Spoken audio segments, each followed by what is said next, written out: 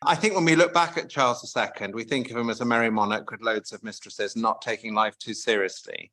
But there were 6 weeks in his life when he was a young man in 1651, when he was really on the run for his life. And you're right, we do tend to look at this as a sort of what used to be called a jolly jape, but it was much more than that. I mean, he really would have been definitely executed if caught.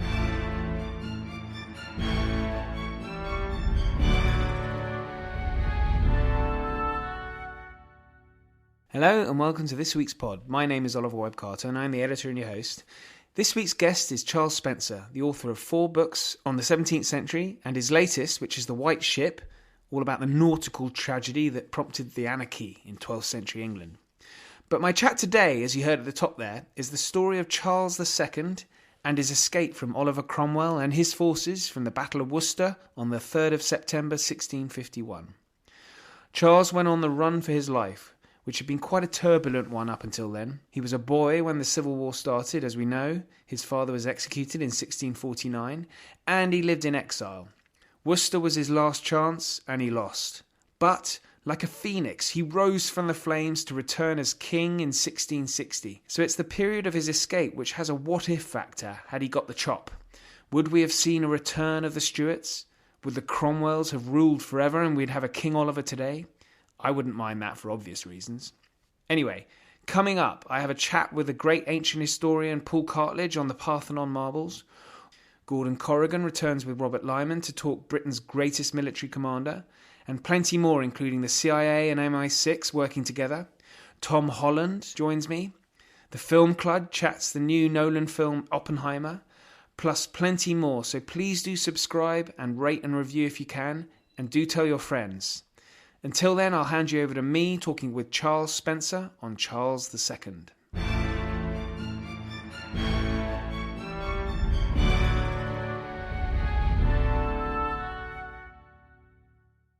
Charles Spencer, welcome to the pod. It's a great pleasure to have you on. Thank you for joining me. It's a pleasure, Ollie. Thank you. And I wanted to get you on because I wanted to talk about a book that I read a number of years ago now. I think it's 6 years old, 2017, I think it came out in. Yes. Which is To Catch a King, yes. Charles II's Great Escape, which is, just looking over the book again, it's lots of fun reading it. It really is. It's this sort of classic story that we probably all learnt as school children. And it's just sort of romantic story, but it's got all these extraordinary implications to it really as well, because it means a lot more. Is that why you wanted to write about Charles's escape? Yes. So what I've tended to do when I've written sort of serious history books, if I can call it that, I mean, they're narrative history, not academic, but they're attempting to be straight and factual, etc., is to sometimes take the whole biography of a king and distill it into a moment. So I've done the worst tragedy that happened to Henry I in the beginning of the 12th century, Charles I's beheading, and then this was Charles II's defining moment in his own estimation. This is him at his best. I think when we look back at Charles II, we think of him as a merry monarch with loads of mistresses, not taking life too seriously. But there were 6 weeks in his life when he was a young man in 1651, when he was really on the run for his life. And you're right, we do tend to look at this as a sort of what used to be called a jolly jape, but it was much more than that. I mean, he really would have been definitely executed if caught. He'd already been declared guilty of treason. So I wanted to bring to life the fact that, yes, we sort of know about this story, but there's quite a lot more to it.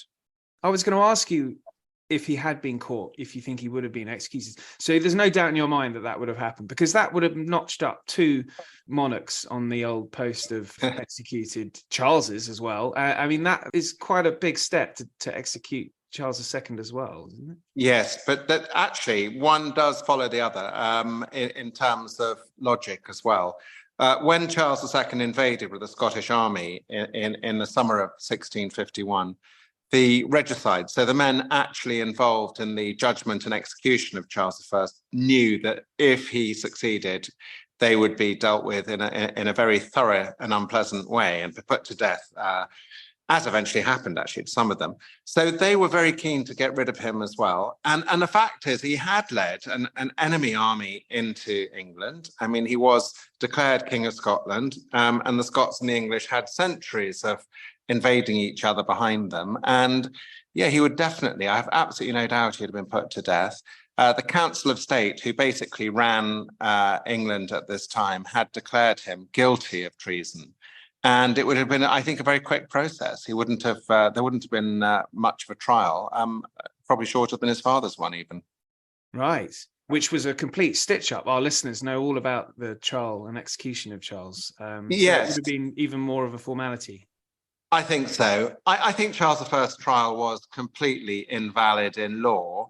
And I do sympathise with their intention. The people who judged him saw Charles I as the stumbling block between all these years of terrible bloodshed and further bloodshed. And sort of the idea was if they killed Charles I, they would end the Civil War, which had been so incredibly costly to the country in terms of lives.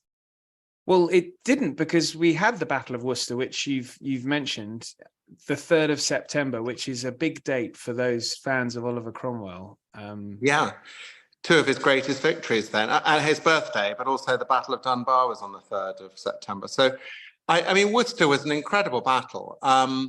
It was eventually an enormous victory for the New Model Army. They outnumbered the Scots considerably by, I think, 3-1 in all. But Charles II, actually, we think of him as a fop, but he proved himself a very brave soldier, a brave general that day, rushing around trying to galvanize his troops to fight back. But by the end of the day, he had started that day, the 3rd of September 1651, as King of Scotland, hoping to be King of England. And he ended it by being the most wanted man in the country on the run. So it's a hell of a turnaround in one day's action. Yeah, and he was only 20 at the time. And it just, commanding an army at that age, I mean, I can't imagine really. Well, it also, the Scots, I mean, to be fair, it was a very poor Scottish army. I don't mean just in terms of quality. They just didn't have much. And they marched south into England with artillery. The cannons were made of leather. They hadn't even got metal. So they trundled south in increasing despair, I think, and were holed up in Worcester, which had always been a royalist stronghold, really. And the inevitable sort of happened, I think. Charles was surrounded. There were 3 serious armies from the new Model Army around him, and he really didn't have much of a hope of getting away. But actually, that is the point of the story. When I look back on it, it is the most extraordinary escape story. It's actually one that Steve Coogan and his production company are making into a 6-parter at the moment. And I think what appealed to Steve, if I can call him by his first name, having had a few meetings with him, is that not the comic potential, because there isn't a lot, but the idea that this man, a young man who was brought up in the most spoiled of circumstances, although, a few years in exile before this, was on the run, being hidden, helped, and defended by ordinary people who were putting their lives on the line for him. And during those 6 weeks, he learned an enormous amount about not only himself, but about the people who he would one day come back to rule. And you mentioned Coogan's interested. Well, no, he's going ahead now. So he's been doing various other projects, but now pushing ahead with it. So we'll see who's directing it, but it looks like somebody quite big. And I think the idea is to do 6 episodes, 1 on each week of Charles on the run. And actually, his escape does fall into different phases. He starts off being protected by a yeoman farming family called a peasant farming family, really, called the Pendrels up in the northwest of England. And then he's handed on to what I would consider to be a sort of Roman Catholic underground who have very good things for hiding him in, because they're used to hiding their priests. And so Charles II is saved by various priest holes as well as loyal Catholics, hiding places, very well hidden places in large Catholic homes. And then eventually into a more mainstream royalist group who look after him. And I love the story because it is almost impossible that Charles II can get away. There are thousands of people looking for him with a large price on his head. He's very distinctive. He's sort of 6'2" when people weren't. And he's quite dark-skinned because of his mother's Franco-Italian blood. And somehow, through a series of events that, there's a bit of luck, there's a bit of daring do, there's a bit of everything, he manages eventually to get away. And it's an extraordinary escape tale that actually at the time, the parliamentarians tried to close down the tale because their idea at this time, they'd won 3 civil wars, was that God must be on their side, and they found it very hard to square that very strong belief with the actual truth that Charles II, their greatest potential enemy, had got away from them. And it's interesting to say that because the population, the Civil War had been a horrific conflict with, the numbers of death is extraordinary, really. I think it varies on percentages of population, but it's a huge percentage. And yes, it was 5% of English, 6% or so of Scots, but something extraordinarily high percentage of Irish were either killed or permanently displaced. And actually, it remains the bloodiest war that the British have ever suffered in terms of percentage of loss of life, including the First World War. It was worse than that. So people were very keen to put an end to that bloodshed. It was really something horrific. This is a time, of course, in Europe where blood was flowing. You had a 30 Years' War, but in England had always been a quite sort of quiet backwater. We hadn't really had much to worry about since the Wars of the Roses at home, which was in the mid 15th century. And then, therefore, the population was sort of roughly split down the middle as to whether they wanted Charles dead or not, really, during his escape. Over the country as a whole, that's true. It was regionally tipped in various ways. Very early on, after Worcester, Charles was keen to get to Wales because the Welsh had been particularly keen on the royalist cause, but he couldn't get across the river because the Parliamentary Army, the New Model Army, was an incredibly efficient unit, and they knew where people were going to be running to. They weren't at the beginning. They weren't specifically looking for Charles. There was a general supposition that he would probably be in the huge pile of royalist dead lying in and around Worcester. And that was part of the luck for Charles. While there were these posters being put up to look for this fugitive royal, at the same time there was a sort of belief that maybe he was dead anyway. So, and as the 6 weeks dragged on, yes, there were still units looking for him, and particularly ambitious at this time were the troops of Thomas Harrison, who was the son of a butcher from Nottinghamshire, who was a fervent anti-royalist. He had actually escorted Charles I for his final major journey from the south coast of England to London, where he was going to be put on trial. And he was, an absolute. He was lethal for the royalists. I don't know if you've seen Jesse Child's excellent book on the Siege of Loyalty House, and Harrison's one of the main figures there, shooting prisoners of war in cold blood as they surrendered.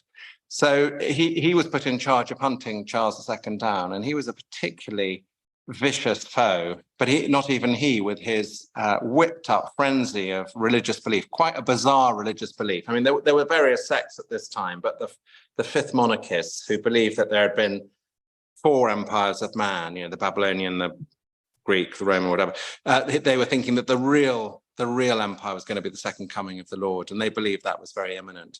So these people weren't. We have to remember, it wasn't just a sort of 2 sides in a war. There was a religious as well as a political and economic aspect to the hostilities as well.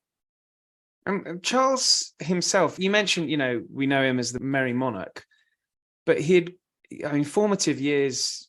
He was going through the Civil War. I think it was something like 12 or 11 or 12 when the Civil War started, and he's 20 at the Battle of Worcester. How did that affect him? Not quite getting to his father's death, but how did the Civil War? Do we know how the Civil War affected him? Yes, well, he and his younger brother James, who would become James II, they were both very nearby eyewitnesses to the Battle of Edge Hill. They were on the edge of that, watching that, the first major engagement of the Civil War.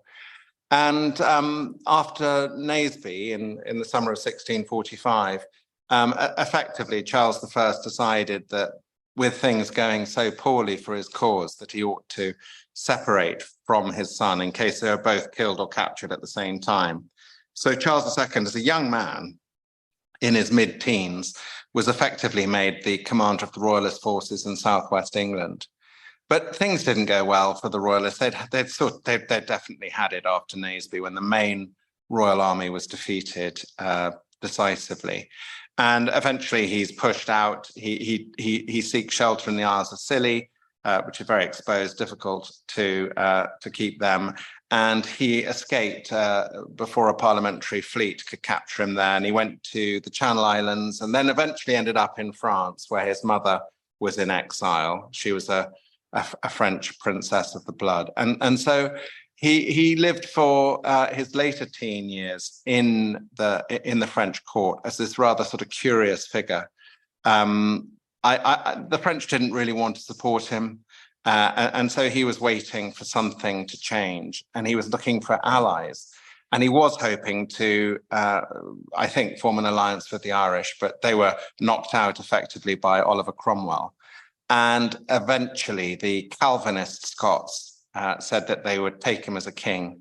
The Scots had been furious with Parliament because they'd handed over Charles I for a fee, but with the absolute guarantee that no harm would come to him. So when Charles I was executed in January 1649, the Scots remained very disgruntled, and they reluctantly supported Charles II because he did not fit in with the Calvinist view of how a young man could be. He was already pretty wild living, but he forged an alliance that worked for both of them until it all came to a sticky end at the Battle of Worcester. And then he was on the run for his life, as we say.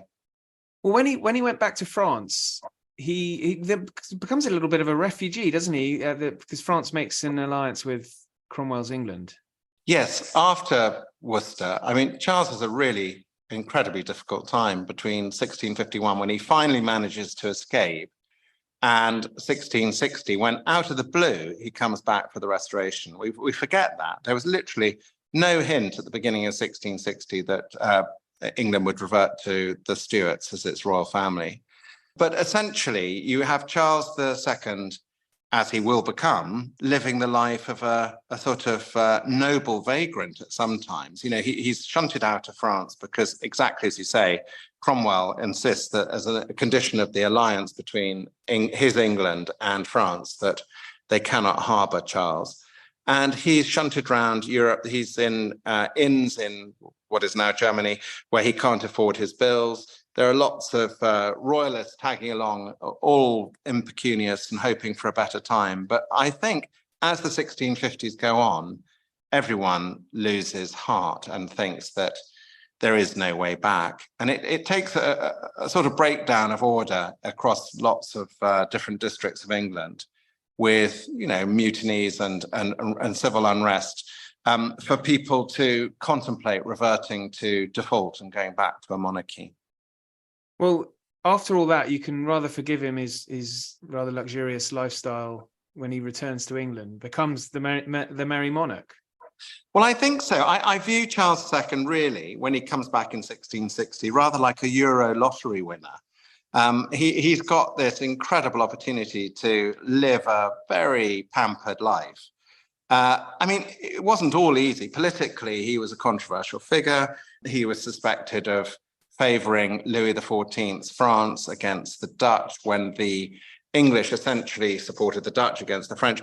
So he was viewed with some suspicion by people in the political world. The public, such as, if we can call them that, because anyway, the people of England, I think, had a sort of rather affectionate view of this, you know, sort of loose living man who they were slightly frustrated by. I think Charles II might have been more intelligent than we give him credit for. And he was caught, really. He didn't have enough money to do many dramatic things overseas, have an extravagant foreign policy. Yes, he had to support 3 wars against the Dutch, mainly on sea. But essentially, he was cash-strapped.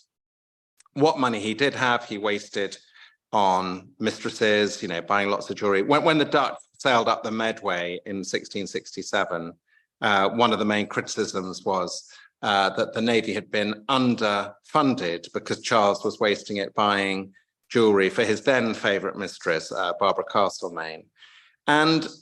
But I think Charles, maybe I'm being too kind, but I think he looked at his father had been incredibly political, busy and controversial and had gone to the block.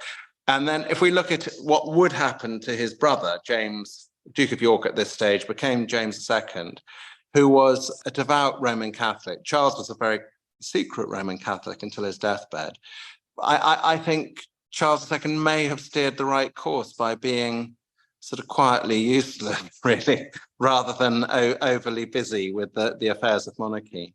Right, so you don't particularly, you've called him useless there. You don't particularly rate him as a particular. Well, I think it could have been a very clever ruse. Why upset everyone? Why not just have a good life? He was, he did a lot of good too. He was an intellectual actually, and very interested. Great scientist, wasn't he? Yes, very interested in science, and he's intrigued by clocks. He had a dozen clocks in his bedroom, and because he loved the mechanism and probably just the sheer mechanics of it. And he was interested in designing ships, etc. He was really the man who was behind the Royal Society, and which with its great scientific endeavors. And yeah, he wasn't a stupid man, but he was indolent, and he was a womanizer. And I think the womanizing took up an enormous amount of his time and energy. Well, in the form of his eldest illegitimate son, it was a complete disaster, wasn't it? The Duke of Monmouth. Yes. So the Duke of Monmouth was probably his favourite child, I think. He was his first child, born of the mistress, his first serious love, probably the love of his life, if we believe in that sort of thing, called Lucy Walter. And yeah, James, he was named James by Charles II after his grandfather. And Monmouth would go on to be a very able British general until it really mattered, which was in his own cause when he arrived in 1685 and thought that he could turn the Protestant hostility towards his uncle, James II, against him and become king himself. But it was premature. Imagine if he had waited 3 years when James II had alienated the Protestant establishment and of course, the Church of England as a whole. He may have had an easy breeze in and scooped up the prize. Although bottom line is he was still illegitimate, which was a major stumbling block. Did Charles get on with his brother James? Because James is quite a difficult character, isn't he? Yes, Charles and James were close. James II gets a really bad rap, and he was very unwise to take on what I have called the Protestant establishment, which I obviously I'm putting things into our terms rather than what he yes. acknowledged. But I think James II was a very brave general and admiral. He was the Lord High Admiral later on. He fought very well in Europe when in exile. He was an able military man. He was not a diplomat. The Stuarts rarely were, to be honest. I mean, they really fell down on that side of things, generation after generation. But they were close. And it's when Charles II is lying on his deathbed in early 1685, it's to James that he confesses that he, Charles II, is a Catholic and he would like to die a Catholic. And James ushers that through. And another thing, so we've talked about mistresses. On his deathbed, which was quite a long time he was on it, Charles II famously asked his brother to see that Nell Gwyn wouldn't starve. And, James honoured that after his brother's death. He didn't need to. He could easily have ignored the dying wishes of his brother for one of his lovers. But he did pay her off. She died quite soon afterwards, but he did give her a generous pension and paid off her debts, etc. And I think that's the sort of thing you do as a loving brother, probably. And yeah, I think he put up with a lot with James. James is a very controversial, sort of lightning rod of discontent against non-Protestant mainstream religion and any resentment against the crown as a whole. He was not a particularly popular figure. He married rather unwisely first time round, well, both times actually. First of all, a senior courtier's daughter, Anne Hyde, and then an Italian Roman Catholic princess. James was stubborn, tricky, etc., but he was a loyal brother. And reading the last chapter of your book, which is Charles's death, it's actually, you feel awful for him. The treatment of illness in those days, I mean, you just don't want to get ill in the 17th century. Well, you're right. You don't want to get ill, and you don't want to be the king and get ill, because everyone has a stake in trying to keep you alive, but no knowledge, So we don't really know what happened to Charles, but it could have been a combination of things. It's probably something to do with his kidneys. But anyway, he got very ill in February 1685, and a dozen royal physicians sort of and and take wild guesses at what's wrong with him. And they shave his hair and cup him with white hot glass. They bleed him. They give him a poultice made of pigeon droppings. They give him the most disgusting medicines, ground up bone, etc. And none of it is going to help. And probably it just added to his pain as he exited this world. But it's very poignant to me. He is a charming man, whether you approve of him politically or personally or morally. He was very nice. And after a few days of taking all this beating from his physicians, he wakes up in the morning and apologizes to everyone around him for still being alive. And I think that's a wonderfully English gentleman thing to do. Yes, I love that, actually. So I think this your fourth book on the 17th century? Yes, 4 in a row I did. I started with the Battle of Blenheim for its tercentenary in 2004. And then I did Prince Rupert of the Rhine, who was Charles II's cousin. And then I did the Killers of the King on the regicides. And then this was the fourth one, yes. Because it struck me as I was reading it, because the 17th century is all the rage in the last few years, isn't it? Yeah, it wasn't when I started, and I'm really not that I am anyway responsible, but when I first, I'd written a couple of books, much easier books really, on my house and my family, and then I wanted to do something serious, and I spotted the Battle of Blenheim's tercentenary as coming up, and that I'm late 50s, so I was brought up in an era where we learnt a lot broader range of subjects at school, compulsorily. And I thought it was a pity that was forgotten, so I brought that back. I tried to. But then the Civil War, when I wrote Blenheim, the publishers said, look, before they'd read it, they said, look, it sounds a bit challenging. Could you do something more mainstream? And they asked me to do anything on the Tudors or the English Civil War. And even back in 2003, when I got the commission, I thought the Tudors were overdone. Well, my goodness, it's still a well-harrowed field, isn't it? And I thought the Stuarts have actually, to me, have always been more interesting than the Tudors. And the English Civil War has always been, to me, the most important episode in our family, in our nation's history, I think. And I just gravitated that way. And there's been no master plan to my writing career, Ollie. I would love to say there has, but literally, I decided to do something on Prince Rupert of the Rhine because I thought I could tell the tale of the Civil War and the Restoration through one man's life. And yes, he was involved in some appalling, dealings overseas, but he was also an incredibly able man in many ways. And, he always comes across, sorry to interrupt you, he always comes off really badly in the film Cromwell. He's played by the great Timothy Dalton, but he's sort of this fop who's consistently losing. But he was, as you say, such an able man. He was an all-rounder. I mean, he was a hot-headed cavalry leader. I found when I read about him that he wasn't at all Timothy Dalton in Oliver Cromwell. He was a very dour German professional army officer. And he had, as a very young man in his early 20s, he was effectively given command of the Royalist cavalry and then the Royalist army at Naseby. And yes, from Marston Moor onward, he lost a lot of battles.